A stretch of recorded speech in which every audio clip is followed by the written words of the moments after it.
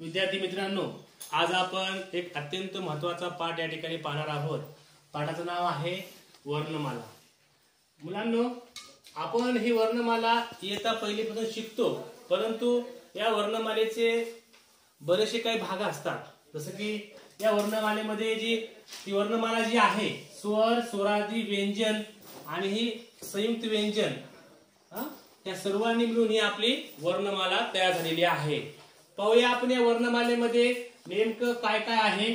बघा मुलांनो, आपली जी वर्णमाला आहे त्यामध्ये स्वर अ, आ, इ, ई, उ, ऊ, ऋ, लृ, ए, ऐ, ओ, औ असं एकूण या ठिकाणी 12 स्वर आहेत। नंतर बघा स्वरादी आणि आहा असे हे 2 आहेत।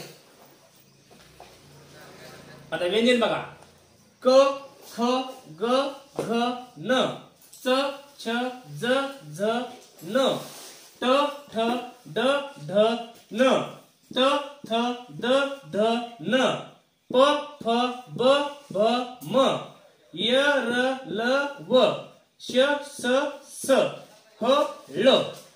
बघा मोजूया आपण किती झाले। बघा, एक 5ची लाईन आहे। 5 एक 5, 5 2 10, 5 3 15, 5 24, 5 5 25, 26, 27, 28, 29, 30, 31, 32, 33, 34 किती झाले मग व्यंजन? 34।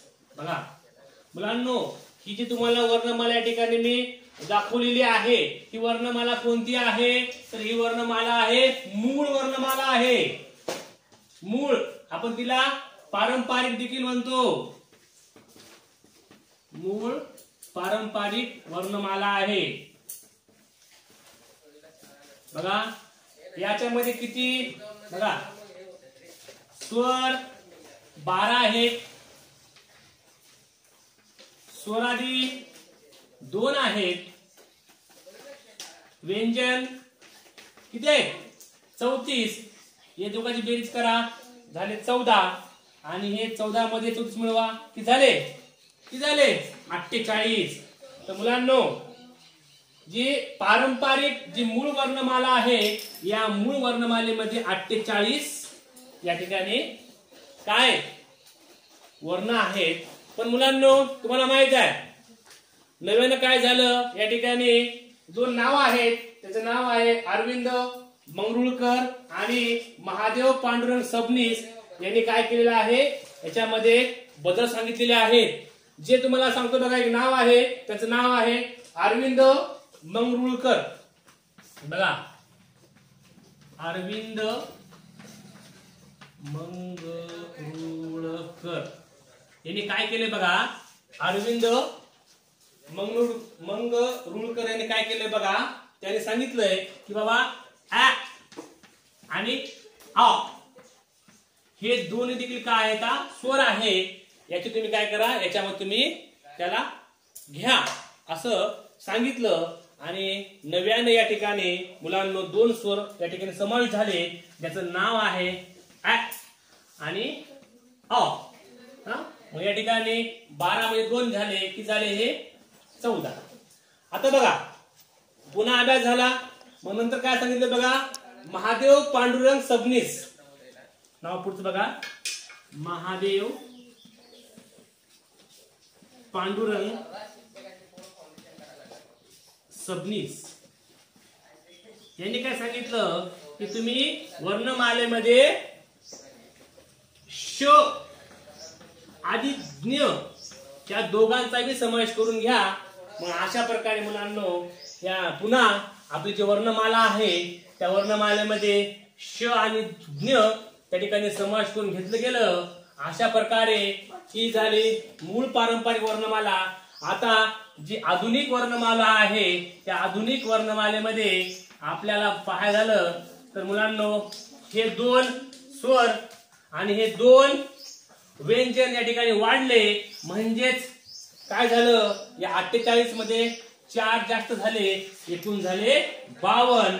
तर आपल्याला असं म्हणता येईल की आधुनिक वर्णमालेमध्ये 52 या ठिकाणी वर्ण आहेत।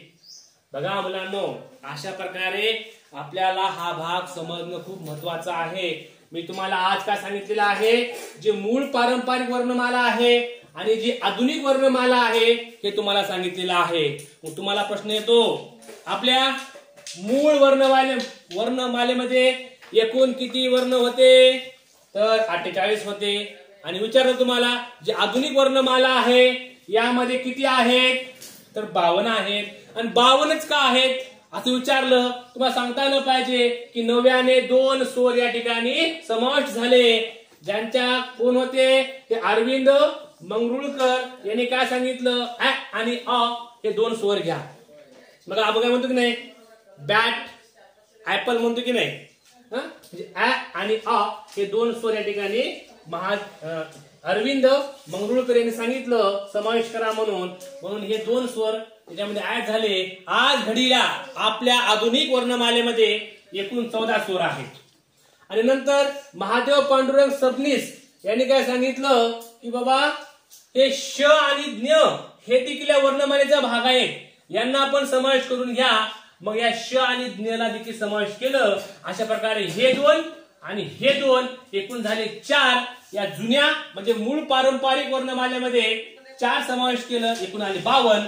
आज घडीला आपल्या वर्णमालेमध्ये म्हणजे जी आधुनिक वर्णमाला आहे त्या आधुनिक वर्णमालेमध्ये एकूण 12 या ठिकाणी वर्ण आहेत.